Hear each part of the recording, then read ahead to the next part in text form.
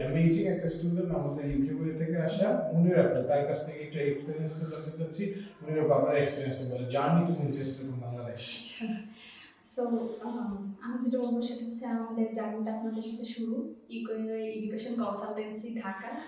তো আমরা যেহেতু ঢাকায় থাকতাম, তো আপনাদের কনসালটেন্সিটা আমাদের বাসার কাছেই হতো। তো সেখান থেকে আর কি আপনাদের মাধ্যমে আমার ইউকে আসার যে একটা অনুপ্রেরণা, সেটা ভাইয়ার কাছে জেনেছি। আরিফুল ইসলাম আপনি। বাট এখন ম্যানচেস্টার কেমন লাগতেছে? ম্যানচেস্টার আপনার কেমন যাচ্ছে? টিচিং ফ্যাসিলিটিস টিচাররা কেমন, আপনার অ্যাকোমোডেশন কেমন, এখানে কস্ট কেমন, এবং সেফ কিনা, অ্যাফোর্ডেবল কিনা, এগুলো একটু প্লিজ যদি বলতেন। আমি আসলে থাকি পোর্টসমাউথে, আসি ম্যানচেস্টারে। বাট এটা দূরত্ব বেশি মনে হলেও মানে খুব বেশি না, যেমন ট্রেনে আসি এটা 45 মিনিট লাগে, খুব বেশি না, কাছে।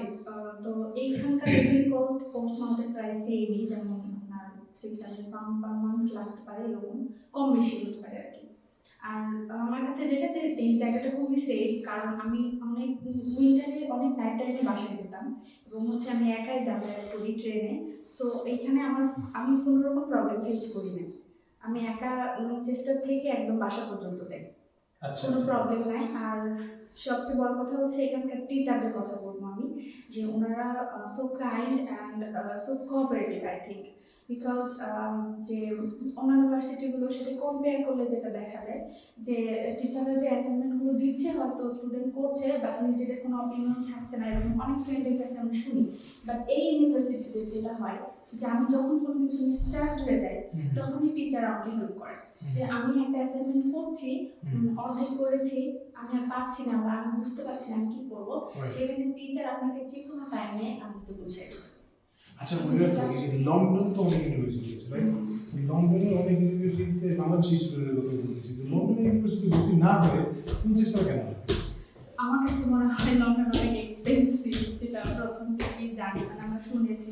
তো এখানে আসার পরেও আমি এটাই ফেস করছি, যে এখানে আমি যতটা মানে লো পোস্টে থাকতে পারছি বা টিউশন ফিস যতটা দিয়েছি, তার থেকে লন্ডনের ইউনিভার্সিটিগুলোতে টিউশন ফিসও মেবি বেশি, আবার ওখানকার কস্টিংও অনেক বেশি। সো আমার মনে হয় সার্ভাইভ করা একটু টাফ। কিন্তু লাইফটা কি ওখানে একটু বেটার, নাকি মানে কোনো ডিফারেন্স আছে নাকি এখানে বেটার?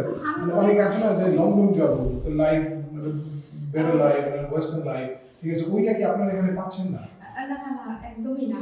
কারণ I think London is like Dhaka, যদি কম্পেয়ার করি হচ্ছে বাংলাদেশের সাথে, যে লন্ডন একটু জনবহুল, আবার জনবহুল এরিয়া। সো আমি একটু নিরিবিলি জায়গায় পছন্দ করি। আর এখানে আমি সব কিছু পাচ্ছি, এমন না যে লন্ডন থেকে এখানে কম পাচ্ছি। তো এখানে সবই আছে, আপনার হাতের কাছে সব আছে, হাতের কাছে আপনার।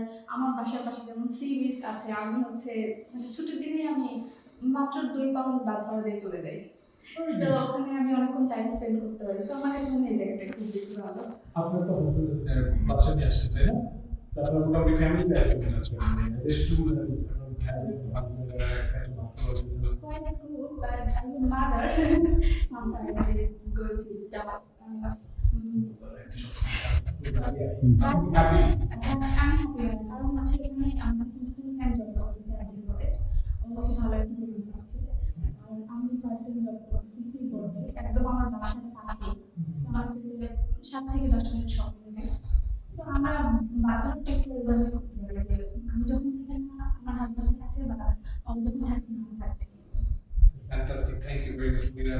আমরা এখন আমাদের এক্সপেরিয়েন্সটা শুরু হয়েছে আপনি ইউকে থেকে টু ম্যানচেস্টার। সো আমি তুমি একটু বলো প্লিজ, তুমি তো ম্যানচেস্টারের অ্যাকোমোডেশন আছো, ইনকাম কেমন এই হচ্ছে তোমার কেমন লাগতেছে, এক্সপেরিয়েন্স শেয়ার করতে। তো আমি লেকচারে যাই, ঘুম থেকে উঠেই নামাজ পড়ে আমরা একটু ছোট একটা ঘুম দেওয়া যায়, ঘুম দিই 1 মিনিট আগে লেকচার। সো লেকচার রুম থেকে আমার বাসা মাত্র 1 মিনিটের দূরত্ব। তো ওইটা থেকে অসুবিধা হয় না। সিকিউরিটি বুঝতে যেটা বলবো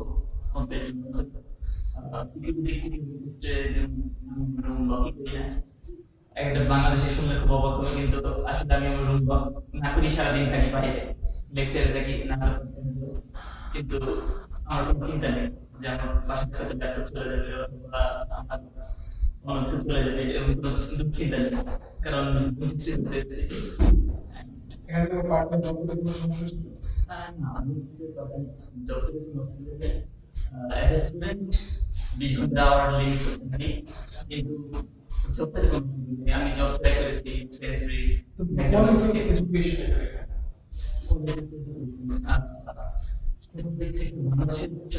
এখানে কোয়ালিটি অফ এডুকেশন আকাশের পাতালে তফাৎ। বাংলাদেশের টিচাররা যেরকম আমাদেরকে লেকচার দেবে, কিন্তু এদের টিচাররা সাথে আসবে, বসবে, কোনো সমস্যা হলে সাথে এই কোডিং এর প্রবলেম বসে দেখিয়ে দিবে, পাশে থেকে বসবে। কিন্তু বাংলাদেশের টিচাররা দূরে থেকে শুরু করবে, হ্যাঁ আচ্ছা মুনির যে টিচিং কোয়ালিটি অনেক হাই, তুমি তোমার এক্সপেরিয়েন্স বলে টিচার কেমন? as a teacher, like আপনার potential যত বেশি টিচাররা তত বেশি help করবে। So আপনি অ্যাসাইনমেন্টে আর কি ভালো করা যায় সেটা করবে। বিশেষ করে তোমার আগ্রহ বেশি আগ্রহী ওটাই তোমাকে বেশি হ্যাঁ। না? Suppose স্টুডেন্ট তারা help করবে। ফ্রিডম অফ ভয়েস কি আছে ওই ইউনিভার্সিটি ফ্রি টাউন আর যায় না এই ফিলিংস থেকে তুমি পাচ্ছ? যেরকম প্রথম সেমিস্টারের পর আমাদের স্টুডেন্টদের নিউজলেটার ই করার ফর্ম ডাউনলোড করে তোমরা থেকে চেঞ্জ আমরা সেকেন্ড সেমিস্টারে every Friday we are coding now. So that's our voice has been hired. তোমার একটা এক্সপেরিয়েন্স বলবে আসলে একটা এইসব কারণে বাংলাদেশ